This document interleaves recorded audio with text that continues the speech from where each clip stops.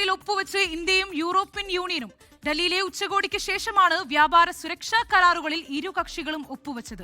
പുതുയുഗത്തിന് തുടക്കമെന്നായിരുന്നു പ്രധാനമന്ത്രി നരേന്ദ്രമോദിയുടെ പ്രതികരണം. ചരിത്ര മുഹൂർത്തമെന്ന് യൂറോപ്യൻ യൂണിയൻ നേതാക്കൾ പറഞ്ഞു.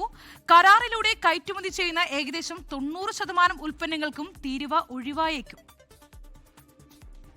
2 പതിറ്റാണ്ടോളം നീണ്ട ചർച്ചകൾക്ക് ശേഷമാണ് ഇന്ത്യയും യൂറോപ്യൻ യൂണിയനും ഉഭയകക്ഷി കരാറിൽ ഒപ്പുവെക്കുന്നത്.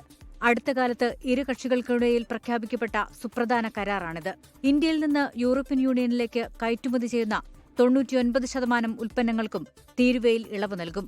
യൂറോപ്യൻ യൂണിയനിൽ നിന്ന് ഇറക്കുമതി ചെയ്യുന്ന ഉൽപ്പന്നങ്ങൾക്ക് ഇന്ത്യയും തീരുവ ഇളവ് നൽകും. സ്വതന്ത്ര വ്യാപാര കരാർ ഒപ്പിട്ടതോടെ പുതിയ യുഗത്തിന് തുടക്കമായെന്ന് പ്രധാനമന്ത്രി നരേന്ദ്രമോദി.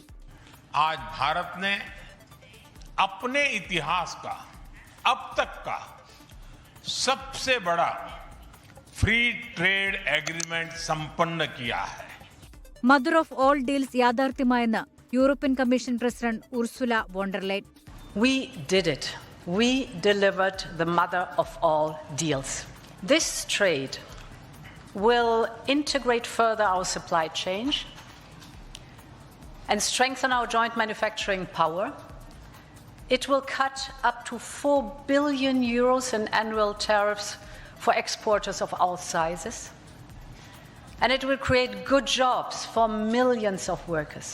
പ്രതിരോധ രംഗത്ത് തന്ത്രപ്രധാന സഹകരണമാണ് ഇന്ത്യയും യൂറോപ്യൻ യൂണിയനും ലക്ഷ്യമിടുന്നത്. 27 രാജ്യങ്ങളടങ്ങുന്നതാണ് യൂറോപ്യൻ യൂണിയൻ. കരാർ ഇന്ത്യയുടെ 1.4 ബില്യൺ ജനങ്ങൾക്കും യൂറോപ്യൻ രാജ്യങ്ങളിലെ കോടിക്കണക്കിന് ആളുകൾക്കും വലിയ അവസരങ്ങളുണ്ടാക്കും. വസ്ത്രം, രത്നങ്ങൾ, ആഭരണങ്ങൾ, തുകലുൽപ്പന്നങ്ങൾ തുടങ്ങിയ മേഖലകളെ ശക്തിപ്പെടുത്തും. ഇതോടെ ഇരു രാജ്യങ്ങൾക്കുമിടയിലെ വ്യാപാരബന്ധം കൂടുതൽ ശക്തമാകുമെന്നാണ് പ്രതീക്ഷ. അതിനിടെ കരാറിലൊപ്പിട്ട യൂറോപ്യൻ യൂണിയനെതിരെ അമേരിക്ക രംഗത്തെത്തി. ഇന്ത്യയുമായി കരാറിലെത്തുന്നത് വഴി റഷ്യയ്ക്ക് സഹായം നൽകുന്നുവെന്നാണ് വിമർശനം. News desk 24. ലോകത്തെവിടെയായാലും ഏത് സമയത്തും 24 വാർത്തകളും ഓഗ്മെന്റഡ് റിയാലിറ്റി പാക്കേജുകളും എക്സ്പ്ലെയിനറുകളും വിശദമായി കാണാൻ ഞങ്ങളുടെ യൂട്യൂബ് ചാനൽ നിങ്ങൾക്ക് സബ്സ്ക്രൈബ് ചെയ്യാം.